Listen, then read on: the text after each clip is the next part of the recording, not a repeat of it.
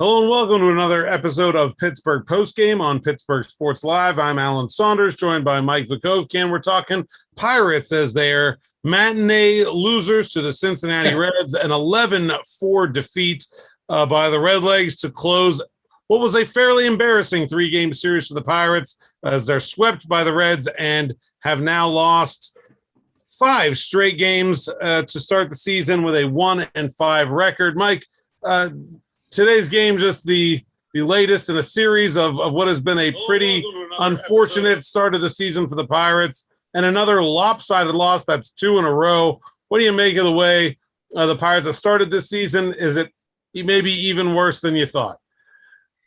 No, because I had I didn't have really any expectations for this team. I think a lot of it is going to get magnified by a couple things. It's the start of the season. We're 6 games in.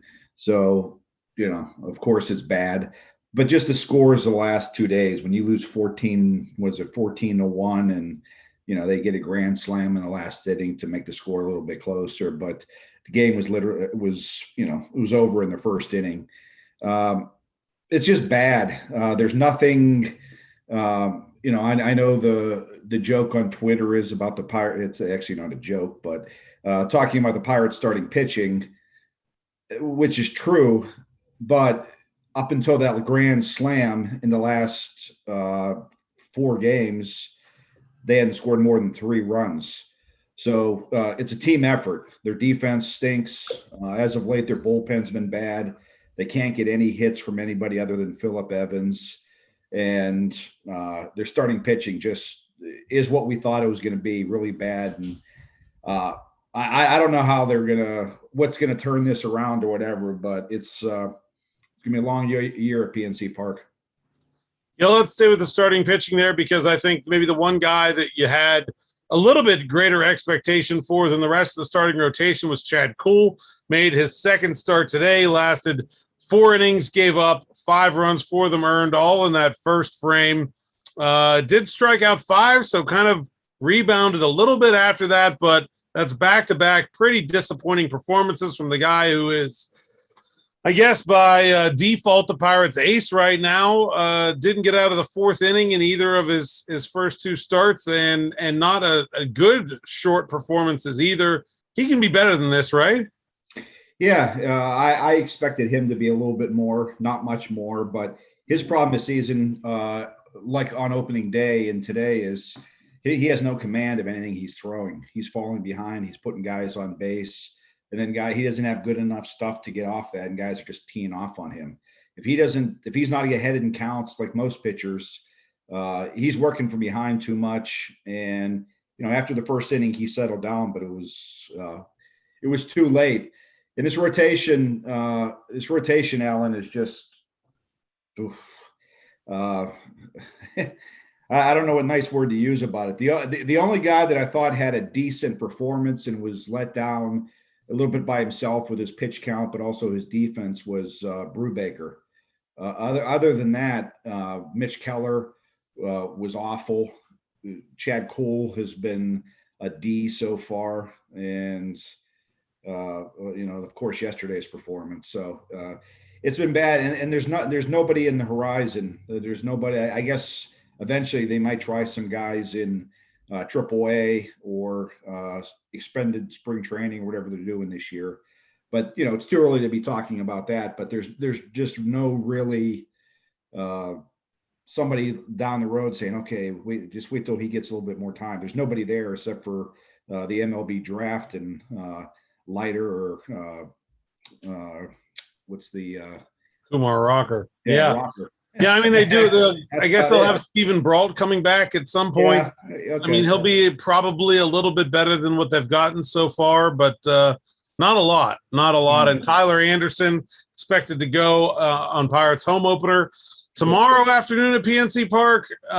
That's not going to go down in ballpark history as one of the legendary names to start the season opener. And you touched on the bullpen a little bit. I feel like I said this the other day, is like inevitably the bullpen is going to blow up. Like they can't cover 6 innings, 5 innings every single night. Today was that night as David Bednar got really touched up for the first time since he's been with the Pirates, and Chris Stratton looked pretty hittable in his 2 innings. In general, are you somewhat encouraged by the performance of the bullpen so far? Yeah, I like the bullpen, relatively speaking, for who the Pirates are. That's probably the strength of their team. I've said that on Mic'd Up. I like their bullpen when they're not forced to pitch, 5+ innings on back-to-back games. A normal bullpen comes in, in the 7th inning, and you have 3 innings to manage. You're not, Shelton is forced to use these guys, and eventually they're going to get overexposed, and that's what's happening now. Bednar had a couple of days off, so there was no really excuse for how he performed today, but that's going to happen. His head was probably in it. He saw the scoreboard. He's playing in a launching pad in Great American Ballpark, so that's not all that surprising. But I'm not really worried about what I'm seeing out of the bullpen, because I think they have decent arms down there. I think they actually have pretty good arms down there when they're able to be used in the proper situation.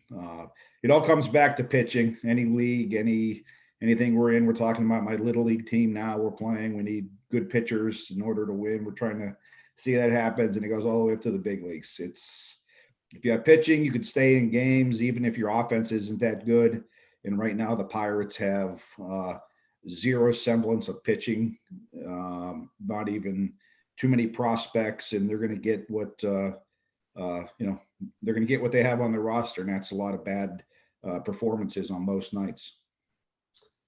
Got a comment here. Steeler Nation 412 says, I can't with this team. I'm sick of the losing. That's all I see is losing. Terrible pitching. Polanco got to go. Everyone needs to. They won't be good until we are all gone. Yeah, I mean, I understand the angst about Polanco, but I don't think they have a better option to roll out there every day. I don't know. What's your take on Big Greg? And I actually think he's put together some decent at-bats. He had a really nice walk today where he got behind. I think it was 1 and 2 and took a couple nice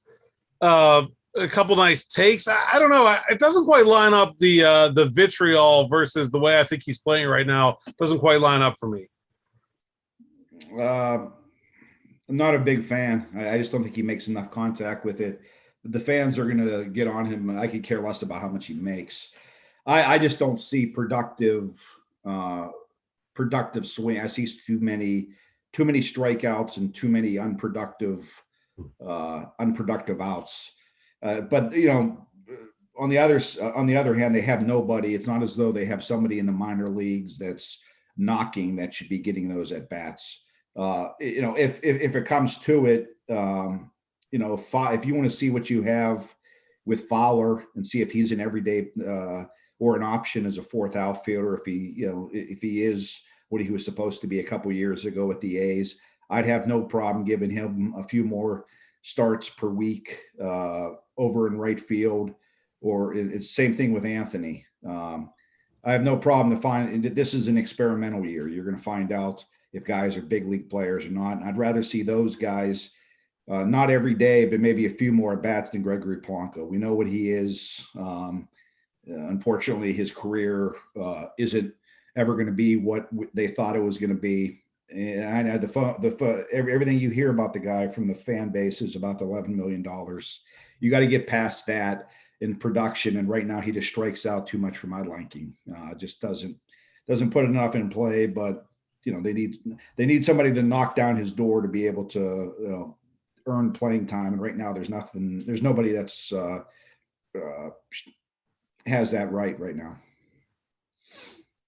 Yeah, there's another thing I want to talk about with Polanco. Oh, by the way, after today, now hitting 059. Now it's 21 plate appearances, so not a huge sample, but 059, 238 on base percentage, striking out a full third of his at bats, 7 strikeouts, 4 walks, and just 1 hit. That's not going to get it done, even if there's nobody behind him. But I don't expect that he'll continue at this rate. But Polanco's one of these guys that we've seen over the years is prone to some mental lapses. They had another one of these today. It seems like this has been a theme of this team this season, where in addition to not having the world's most talent, they've not done themselves a lot of favors. Wilmer Defoe made a base running mistake, gets thrown out at home plate, and maybe an opportunity for the Pirates to get back in the game. I'm not sure Joey Cora should have sent him either, so maybe there's multiple mental errors there. But just what's your take on Derek Shelton a year into his management tenure? Is that something that you pin on him? Is that something a guy that's been in the majors for a good long while like Defoe has should know better? I pin that on. I'm not sure really why Joey Cora is still here. That's been a reoccurring. It actually is whoever has been the Pirate third base coach, it seems, for the last 5-6 years, made really bad decisions. It just seems as though that third base coach just doesn't have a real good sense on running the guys. But also, it's an all-around thing. Those guys have been around long enough; they know. But I don't know. I was thinking about this too, Alan. You're around this. This team has no expectations from the media, from the fan base. I'm not sure internally what Bob Nutting thinks or cares about. But how do you evaluate Derek Shelton? I'm starting to think about that a little bit, in the fact that it's obvious they're building for the future. But is there any way this guy is to be critiqued when he is playing with, he has the same situation last year. He had an awful roster. He has another bad roster this year. Is there any way for this guy to be evaluated? Like he's almost going to get a free pass. And I'm not trust me, I'm not putting anything on him. I'm just throwing the question out there. How does this guy ever get evaluated when he's not playing with a full deck? To me, I think it's what is he showing me that doesn't have anything to do with the talent of his guys. You know, one of the things I think is really important to the Pirates' success, if you go back and look at those 13, 14, 15 teams, is they had a nice group of players that came up together and they were able to get some success with some kind of reclamation project veterans and put that together. And they had good talent, but they were also ahead of the curve strategically in a number of areas. They were way ahead of the curve with the shifts that we now see are super common every day in Major League Baseball. I think they were one of the first teams to really evaluate catcher framing ability as an important part of defense. And Russell Martin was really like a very underrated signing, in that he made all their pitchers better. So what areas could you say the Pirates, even if they're below the line talent-wise, where are we seeing them anywhere being creative? Where are they doing things that other people aren't that could give them that strategic advantage? Because listen, they're never going to spend in the top third of the league. Never in a million years will the Pirates ever spend in the top third of the league. It doesn't matter if Bob Nutting's the owner or God, the Pirates aren't going to spend in the top third of the league. They need more than just a good group of talent. They need some inspiration. They need something that gives them some juice beyond the talent they have on the field. Frankly, I haven't seen that to this point. And I'm not seeing any. You're talking about, play some guys in different positions because this is a season that doesn't really matter. Where's the experimentation with tactics and strategy? This season doesn't matter. They're practically trying to lose. Why aren't we seeing more from this team in terms of trying different things to see where they might be able to manufacture some advantages? That to me is the big negative from what I've seen from Derek Shelton so far. As far as like guys not knowing where they're supposed to be, when they're supposed to be on the base paths, I'm of the opinion that these guys are professionals and that's their job to know that. No coach is spending a half an hour of their practice time talking about what you're supposed to do when you're on second base with one out and the ball gets hit in the air. I mean, that's what you spend a half an hour with little leaguers on that, not with guys who've been playing baseball their whole lives and they're 35. Like, I have a hard time blaming him for stuff like that, but I don't see any innovation from this coaching staff either. I agree. I just find it hard. I want to see more of that. And as the season goes on, I don't Olivier, the Rule 5 guy. I want to see once we get to June or something, and he's thrown enough innings, or they feel he's ready. Give the guy a chance to start. It doesn't matter. I want to see guys, and I don't his major league clock or whatever. I want to see I don't want to see Andersons of the world. I don't, I don't mind Chad Kuhl, but some of these, Trevor K, those guys, I have no use for them. There's no purpose in them starting. I'd rather go with the bullpen start or whatever you do with the 3 innings and give guys a few innings to show themselves than going with a 30-year-old veteran that's been with 6-7 different teams and he's just here to put in some time. I don't have any and I think they need to, as the season goes on and it's they get what they want to do as far as getting a top pick for next season, it's time to start doing crazy things like that and even bring some guys up that maybe aren't 100% ready. Give them some time on the field here. Yeah, I think that's wise. And, there's something to be said for trying to find somebody that might have some value, giving him an opportunity and trying to flip him later. I'm not sure Trevor Cahill's going to be that guy. He's 33 2 years ago. Even if we kind of throw away last season stats because it's a pandemic and whatever, but he was actually better last year than he was 2 years ago. Last kind of full season, he was like a borderline starting pitcher with the Angels and had a ERA almost 6. Right. Like that, there's just not. Yeah, that's not a reclamation project. That's just a chewing up innings guy. And I agree with you that I don't see a lot of need for that. Although maybe when Brault gets back, he'll be the one to go. Anderson though is in the same mold. I do think maybe a guy like Fowler and a guy like Anthony Alford, those are guys that maybe still have some undiscovered potential. At least we haven't seen them at the major league level. I do think that's a thing the Pirates have a ton of. It's like you have this playing time, right? Find some guys that have not had playing time at the major league level that maybe had promise at one point for whatever reason that didn't work, and go give them 50 games and see if they can do something with it.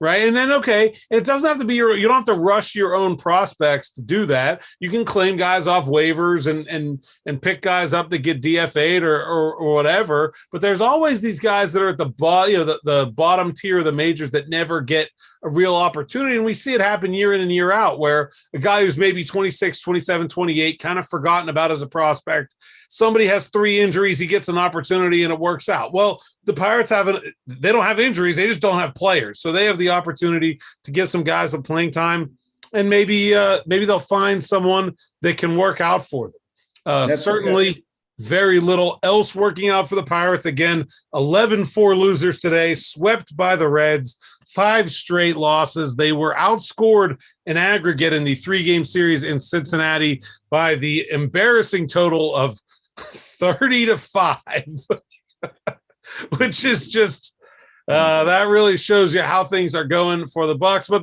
they played better against the Cubs. They won 1 of 3 in Wrigley. They've got the Cubs coming to Pittsburgh for 3 games, starting with tomorrow's home opener, 1:35 start. Tyler Anderson on the mound, and then they'll have an off day Friday, back to it Saturday and Sunday. Fans back at PNC Park, though, this weekend, Mike, for the first time in a long time. Regardless of how bad the baseball team is, are you still going to try to go and see the ballpark once or twice at least? Yeah, actually, I was trying to I was online a couple days ago looking for Sunday's game. I was going to take my son is dying to go see an athletic event in person. The last one we were at was Robert Morris, the NEC, and he wants to go. He's a baseball player, and we were online, and we're contemplating going Sunday. We're going to see what the weather's like. The only thing is I was going to ask you this: what do you expect? Because I saw the ticket prices. Woo! That's what's holding me back a little bit. Normally in the media, I'm used to making a couple phone calls and getting a couple comp tickets here, but I'm not sure they're going around much these days. I'm a little leery of paying to sit at the top of the stadium. They're going for $30 a ticket. Like to go see them get their heads kicked in. But if he wants to do it, I am going to go eventually. Might be this Sunday, but what do you expect the crowds to? I was going to ask you, like tomorrow or for the home opener. Do you expect it to be the capacity of what they're able to hold? Yeah, I think so. I mean, I think that, they've had, so the total capacity of the stadium is like about 38,000. So just, back of the envelope math here, they're working with about 9,000 tickets. And even those games where it's like a Tuesday night against the Marlins on April 14th and it's 35 degrees and raining and nobody shows up to the ballpark, and I can sit there in the press box and like count actual people to come up with the 500 brave and or stupid folks that decide to sit through that.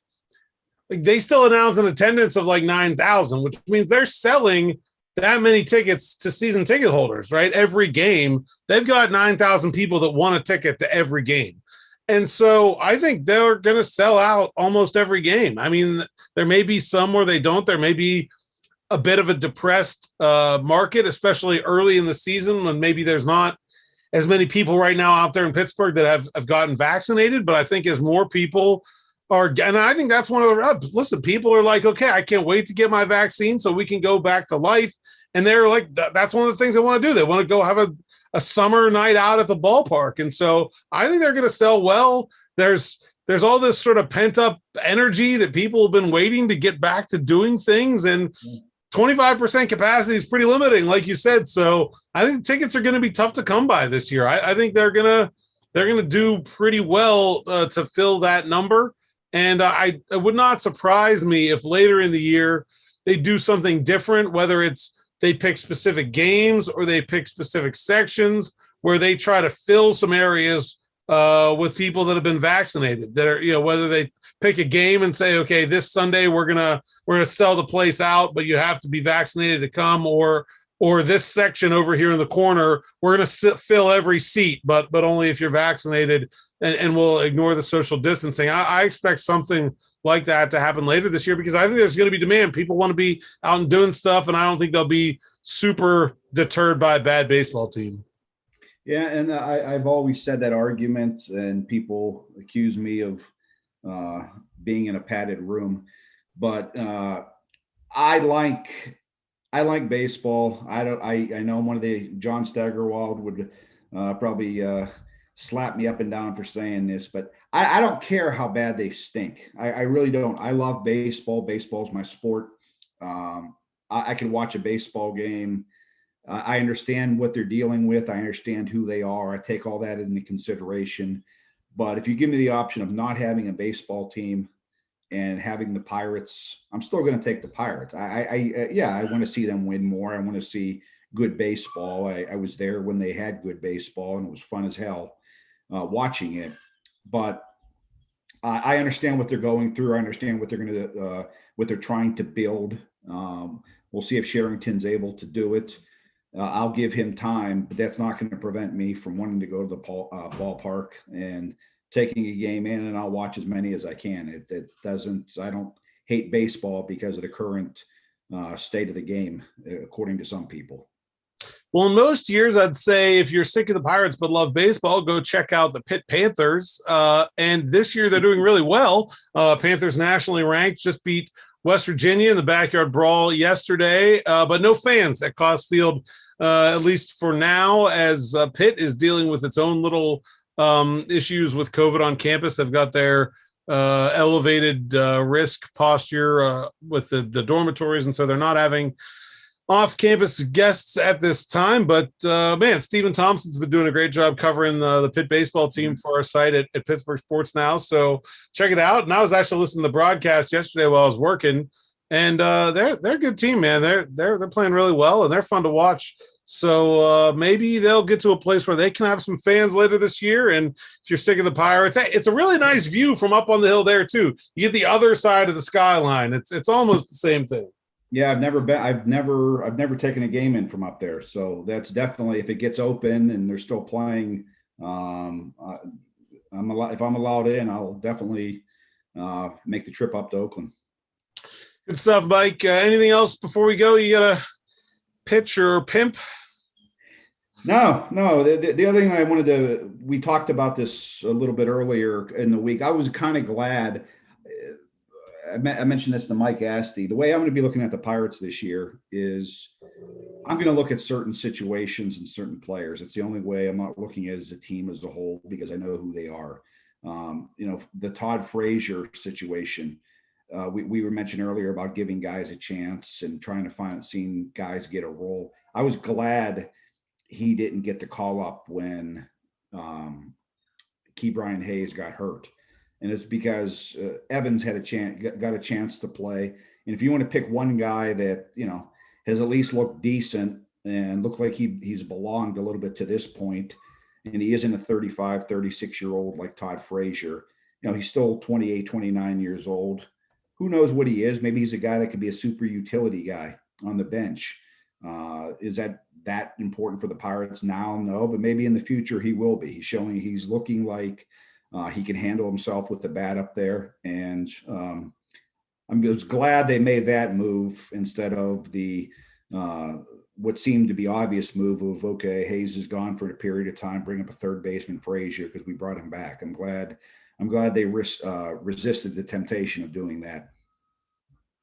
Yeah, I agree. And Evans is a guy hitting the ball pretty well right now. He was at 2 hits today. He's hitting .438 on the season, slugging .875. So why not continue to give him those opportunities? And maybe if Polanco's line still looks the way it is when Hayes gets back, Evans gets some more opportunities in the outfield. Although I don't think his defense is particularly good out there. But like you said, maybe a future utility player in the making, 28, not going to be a future star, I don't think, but certainly a player that might provide some positive value. Good stuff, Mike. Thanks for joining me, and we'll do this again sometime soon. Anytime, Alan. I appreciate it. All right, for Mike Vukovcan, I'm Alan Saunders. Thanks for watching Pittsburgh Postgame on Pittsburgh Sports Live. Pirates again, 11-4 losers to the Reds. We'll have more back in action tomorrow afternoon. Bucks and Cubs at 1:35, home opener from PNC. Until then, I'm Alan Saunders. Thanks for watching.